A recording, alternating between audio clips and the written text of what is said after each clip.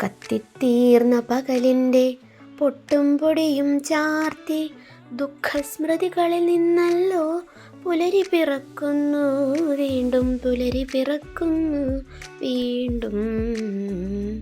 നമ്മുടെ കാവാല നാരായണപ്പണിക്കരുടെ മനോഹരമായ വരികൾ.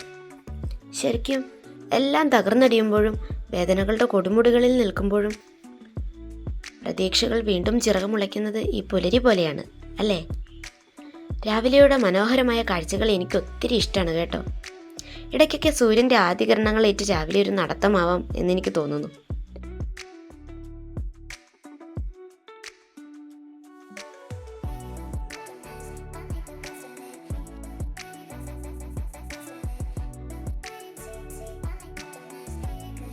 ഈ പുലർനടത്തങ്ങളിൽ മിക്കവാറും ഒരു എട്ടുകാലി വലയിൽ ചെന്ന് പെടാറുണ്ട് കേട്ടോ.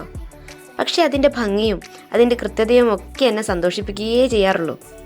കണ്ടോ, സൂര്യപ്രകാശത്തിൽ അതങ്ങനെ തിളങ്ങി നിൽക്കുമ്പോൾ, അതിൻ്റെ ഭംഗി കാണുമ്പോൾ അതുണ്ടാക്കി എട്ടുകാലി കുഞ്ഞിനെ ഒന്ന് അഭിനന്ദിച്ചേക്കാമെന്ന് തോന്നുന്നു.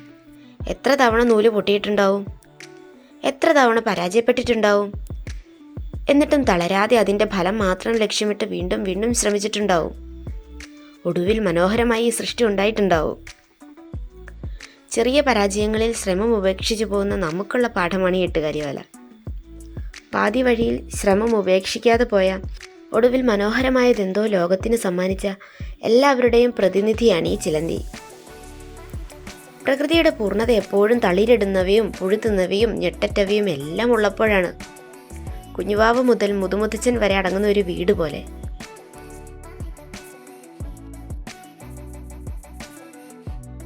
ഇത് കണ്ടോ, വേറൊരു ചിലന്തി വല. ഇന്നലെ രാത്രിയിൽ പെയ്ത മഴയുടെ തുള്ളികൾ കൊണ്ട് മാല കോർത്തതുപോലെയില്ലേ? ഈ ഭംഗികളായ ഭംഗികൾ മുഴുവൻ കണ്ടു തീർക്കാൻ ഈ ജന്മം കൊണ്ട് കഴിയുമോ?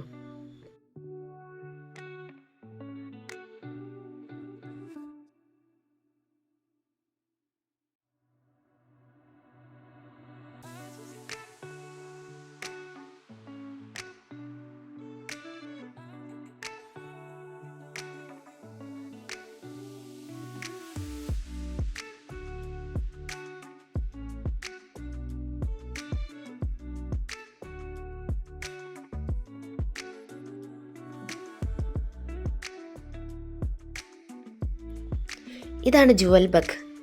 ഗൂഗിൾ എനിക്ക് രത്നമൂട്ട എന്നാണ് പറഞ്ഞു തന്നത്. എന്നെ കാണാതെ ഒളിച്ചിരിക്കുന്ന കണ്ടോ?